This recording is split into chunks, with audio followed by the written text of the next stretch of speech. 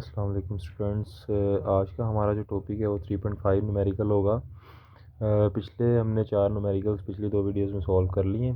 3.5 जो न्यूमेरिकल है उसमें आपके पास कुछ इस तरह से प्रॉब्लम दी गई। आपको वेट दिया गया, ठीक है, 20 न्यूटन का, और आपको एक्सेलेरेशन दिया गया 2 मीटर पर सेकंड स्क्वायर का, और आपको वो कह रहा है कि आपने नेट फोर्स फाइंड करनी है। नेट फोर्स जो होगी वो आपको ये वाली नेट फोर्स का आपको पता होगा कि नेट फोर्स क्या चीज़ होती है। नेट फोर्स होती है वो वाली फोर्स जो आती है किसके रिजल्ट में, इन द रिजल्ट ऑफ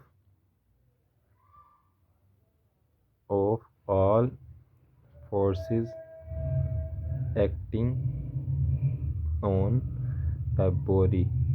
एक बॉडी पे जितनी भी फोर्सेस एक्ट कर रही होती हैं उसको जब हम ऐड अप करते हैं तो वो हमारे पास नेट फोर्स निकलती है।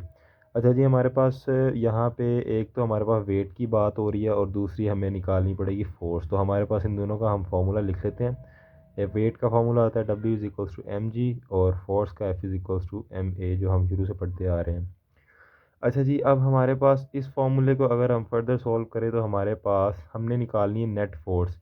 तो ये हमारे पास इसको F1 का नाम दे लो, क्योंकि हमने नेट फोर्स निकालनी है तो उसको हम F का नाम देंगे।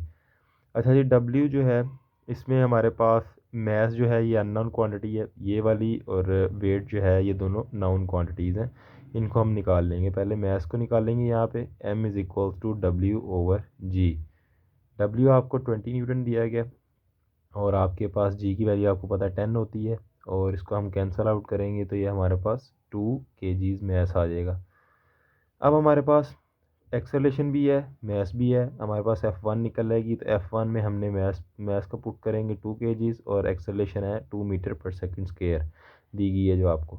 इसको हम मल्टीप्लाई करेंगे तो ये आपके पास आएगा 4।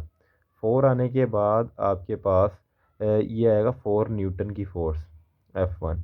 अब हमने निकालनी है नेट फोर्स। नेट फोर्स क्या चीज़ होती है, मैंने आपको बताया है कि नेट फोर्स वो वाली फोर्स होती है जो बॉडी पर जितने भी फोर्सेस लग रही हैं उनको ऐड अप करेंगे तो हमारे पास नेट फोर्स आएगी। अगर देखें हमारे पास वेट जो है उसका भी यूनिट न्यूटन है और फोर्स का भी यूनिट न्यूटन है, तो हमारे पास ये दोनों फोर्सेस ही हैं, ठीक है। ये वेट है under the action of gravity लग रहा है, ठीक है। ग्रेविटी खींच रही है अपनी तरफ, तो उसकी वजह से ये हमारे पास फोर्स के साथ भी न्यूटन आएगा। फोर्स का न्यूटन यूनिट होता है और वेट का यूनिट भी न्यूटन होगा।